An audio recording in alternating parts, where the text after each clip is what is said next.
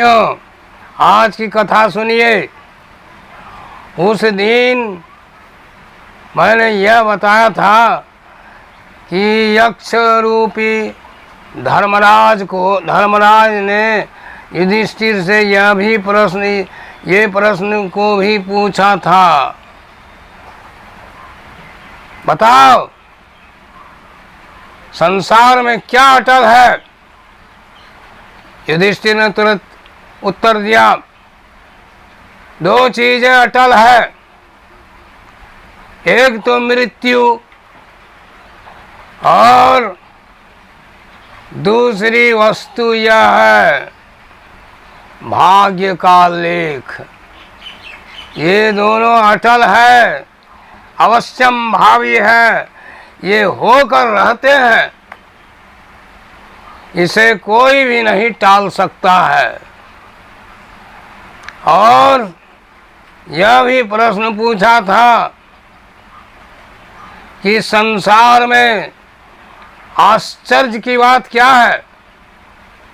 युधिष्ठिर ने तुरंत उत्तर दिया, आश्चर्य की बात यह है कि हर मनुष्य यह जानते हैं कि सुकर्म का फल अच्छा और दुष्कर्म का फल अत्यंत बुरा। इतना जानते हुए भी लोग कुकर्म करना नहीं छोड़ते हैं और यह भी सोचते हैं कि वह कभी मरेगा ही नहीं, उसकी मृत्यु कभी न होगी। यही तो घोर आश्चर्य की बात है। इस तरह यक्ष ने अनेकों प्रश्न पूछा युधिष्ठिर को और सभी प्रश्नों का उन्होंने उत्तर दिया। यह मैं कहना उस दिन भूल गया था, इसीलिए कह दिया। अब आगे चलिए।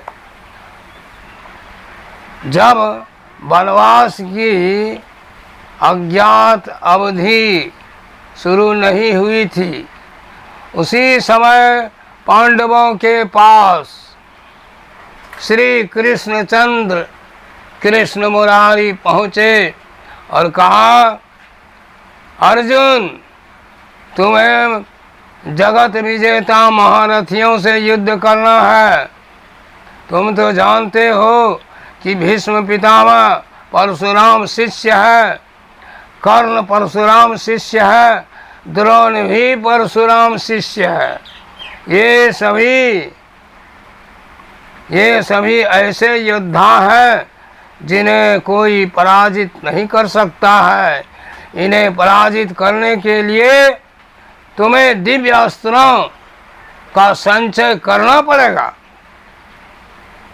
तो अर्जुन ने कहा, सरकार, इन अस्त्रों को मैं किससे सीखूंगा? उस पर प्रभु बोले, तुम अपने पिता इंद्र के पास इंद्रपुरी जाओ और वहीं पर तुम्हें विद्या सिखाई जाएंगी। ये सभी विद्याएं, सभी दिव्य अस्त्रों की विद्याएं तुम वहीं सीखोगे। इतना कहकर कृष्णचंद्र चले गए। युधिष्ठिर ने कहा, पार्थ, सुन लिया ना तुम? कृष्ण का वचन सुना, इसीलिए तुम अविलंब इंद्रपुरी जाओ और दिव्य अस्त्रों की विद्याओं का संग्रह करो। अपने ज्येष्ठ भ्राता युधिष्ठिर के कहने पर, आदेश पर पार्थ इंद्रपुरी चला गया। इंद्रपुरी गया, वहाँ पर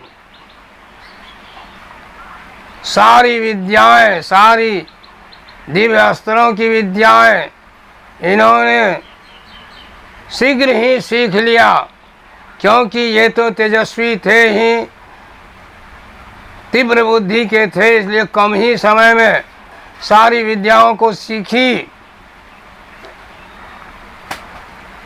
और एक दिन जब इंद्र सभा में नाच गान हो रहा था, दिव्य अप्सरा उर्वशी परम सुंदरी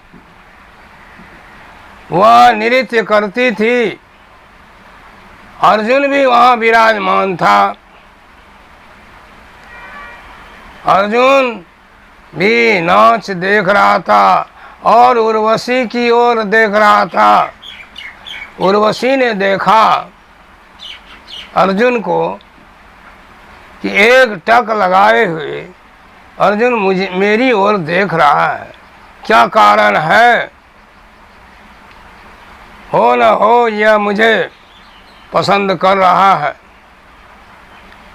जब नाच गान बंद हुआ तो उर्वशी देवराज इंद्र के पास गई और उसने कहा देवराज को कि अर्जुन मुझे चाहता है, अर्जुन मुझ पर मोहित है। तो इंद्र ने कहा कि ठीक है, जा आज रात्रि में अर्जुन की इच्छा पूरी करो। इंद्र के आदेश के अनुसार, और उसे अपनी इच्छा भी थी क्योंकि अर्जुन भी दिव्य सुंदर था। अर्जुन की सुंदरता से उर्वशी भी मोहित थी, इसलिए अर्धरात्रि के समय में उर्वशी अर्जुन के पास पहुंची। अर्जुन ने उस अप्सरा को प्रणाम किया। इस पर उर्वशी बोली, अरे यह क्या कर रहे हो?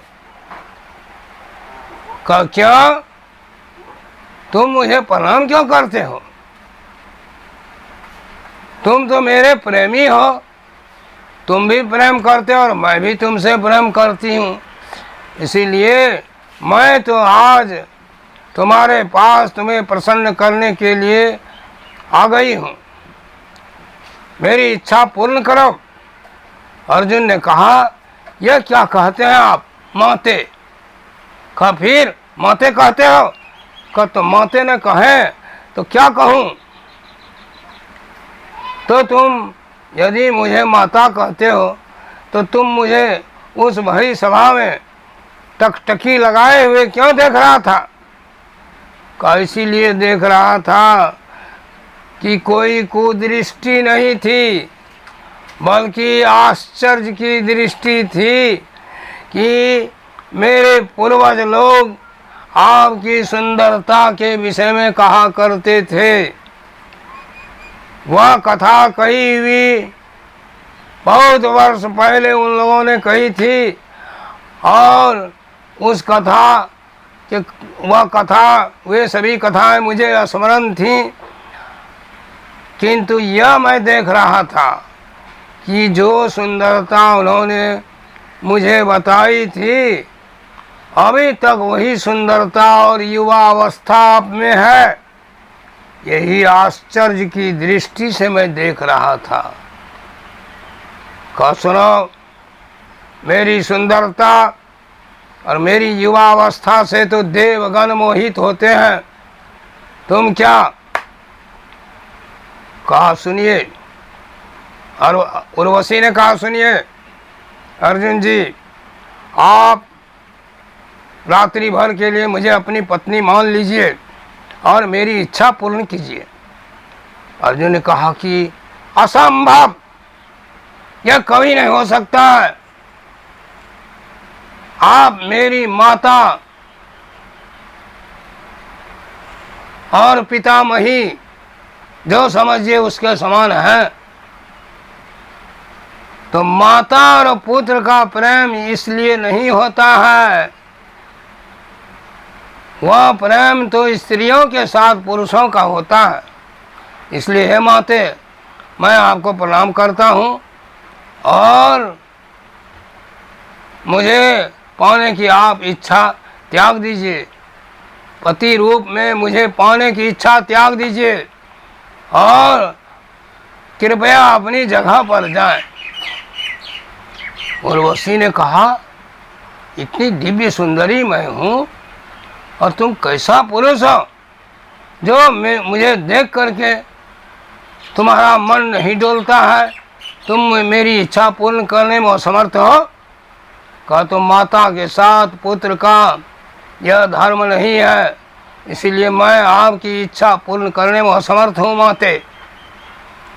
उर्वशी ने कहा तो सुनो, जब तुम मेरी इच्छा नहीं पूर्ण कर सकता है तो मैं तुम्हें श्राप देती हूँ कि आज से तुम पुरुष कहलाने लायक रहेगा ही नहीं, अर्थात तुम नपुंसक हो जाएगा। इतना श्राप देकर उर्वशी चली गई। रास्ते में इंद्र मिला। कहा क्या हुआ, क्या अर्जुन की पार्थ की इच्छा पूरी की तुमने कि नहीं की? कहा उसने तो मुझे माता समझ लिया, इसीलिए मैं कैसे उसकी इच्छा पूरी करती। मैंने तो उसे श्राप दिया कि तुम पुरुष के योग्य नहीं रहेगा, नपुंसक हो जाएगा। इंद्र ने कहा घोर आश्चर्य, वो दिव्य अस्त्र शस्त्र की विद्याएं सीखने आया था और तुमने शापित कर दिया उसको। उसके उर्वशी बोली मैं तो श्राप अब दे चुकी। तो इंद्र ने कहा उस श्राप को तुम कम करो, उसकी अवधि अत्यंत कम करो। जाओ अर्जुन के पास और उसे उस अवधि को कम करके उसे सुनाओ। इंद्र के कहने पर उर्वशी पार्थ के पास गई और कहा सुनो, मैंने जो तुम्हें श्राप दिया वह अनुचित कर्म, मैंने अनुचित कर्म किया। तुम श्राप के लायक नहीं थे, किंतु मुख से जब श्राप दे चुकी वह श्राप तो तुमको लगेगा, किंतु उसकी मैं अवधि कम कर देती हूँ। 1 वर्ष तक ही तुम नपुंसक रहेगा, उसके बाद नपुंसकता खत्म हो जाएगी और तुम पुरुष कहलाने लायक हो जाएगा। दूसरे दिन अर्जुन को इंद्र ने कहा जब तुमने सारी विद्याएं सीख ली, अब तुम नाच गान विद्या भी सीखो। अर्जुन ने कहा कि धनुर्धारी के लिए, योद्धा के लिए नाच गान की क्या जरूरत है?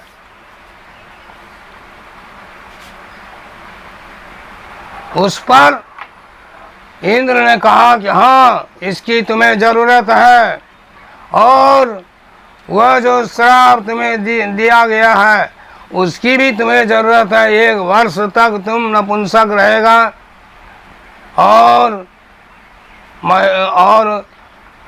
बालाओं को नाच गान की विद्या सिखाएगा। इसलिए तुम्हें नाच गान की विद्या गंधर्व चित्रसेन गंधर्व से सीखनी पड़ेगी। अर्जुन ने उसे स्वीकार किया और नाच गान की विद्या चित्रसेन गंधर्व से सीख ली और इंद्र की अनुमति के अनुसार पुनः वह अपने भाइयों के पास आया।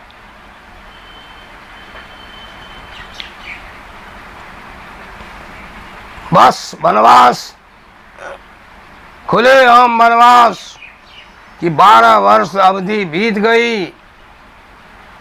12 वर्ष की अवधि बीत गई। 13वां वर्ष प्रातः होते ही शुरू हो जाता। इसीलिए सभी भाई एकत्र होकर के विचार करने लगे कि कैसे गुप्त रूप में रहा जाए और कहाँ रहा जाए। युधिष्ठिर ने पूछा, पार्थ तुम तो सभी राजाओं को जानते हो, तुम बताओ कि किस राज्य में हम लोग चलें जो हम लोगों का ज्ञातवास पूर्ण हो जाए, हम लोग सभी सुरक्षित रह जाएं। अर्जुन ने कहा विराट नगर में। उसके बाद की कथा जो मैं कल कहूँगा वह कल ही शुरू करूँगा। और कृपया आप लोग मेरे चैनल को देखने का कष्ट करेंगे। आप लोगों का सदा